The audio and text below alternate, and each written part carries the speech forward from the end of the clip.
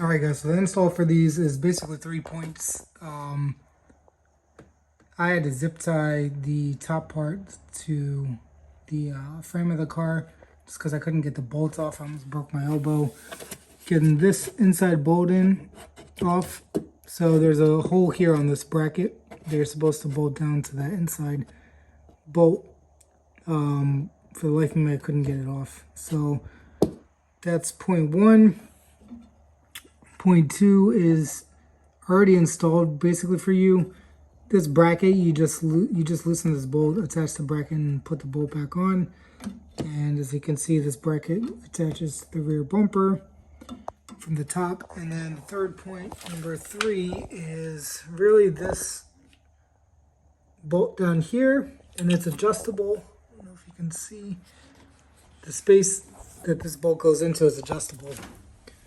So you can slide the brace that is under the car. So the frame of the bumper is braced there. So this bracket will brace against the underneath of the rear bumper, and you'll tighten this bolt. You can see a little bit of the spacing there. So it's nice and snug. So that's what I did first. I did third point first, came back and then tightened point number 2 here.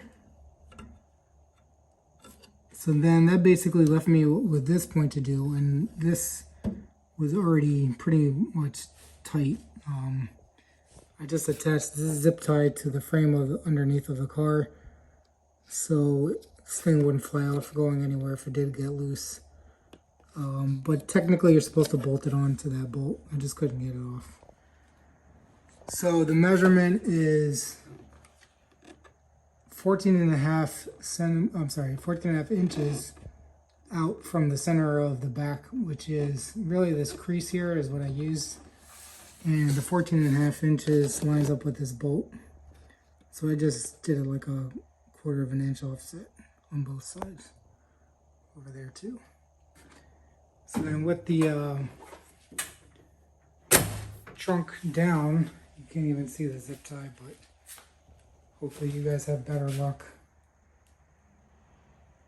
and can undo that bolt. That's how I installed mine. It's pretty simple, especially once you get the first one on. Alright guys, so this is the final product with the 2 on. Like I said, I did the zip ties on the top. And with the trunk closed, you can't even see it. But yeah, it's looking pretty good. As you can see with the black wheels, it's going to stand out. But I had these on my old Caddy and came across them on eBay a few years ago. Just finally got around to putting these on. So what these are the GM rear bumper guards. These are specifically for the 77 to 79 Calais, DeVille, and Fleetwood. Model number 758-720R. So obviously the R is for rear.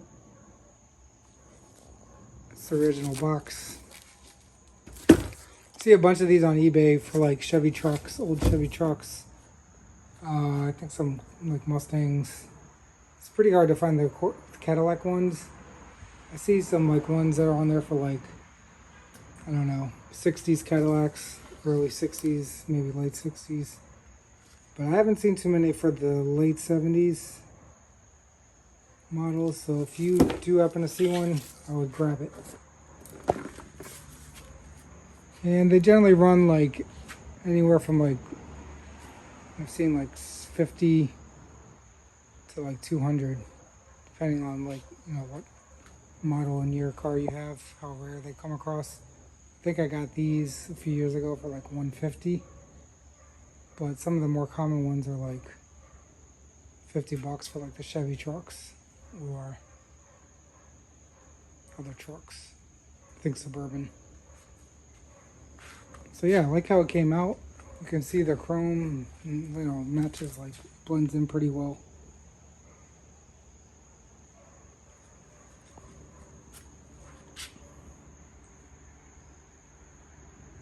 but it's really easy to install. It's just those 3 connections. If you can get the bolt on the inside of the rear bumper, it's even better, but I just don't have the right tools to break off that bolt, or I don't want to drop the bumper either. So I just zip tied it like I said. But yeah, I like how it came out. And I'll give you a side view so you can see 3/4 side view. I like that view the best, especially with the back wheels.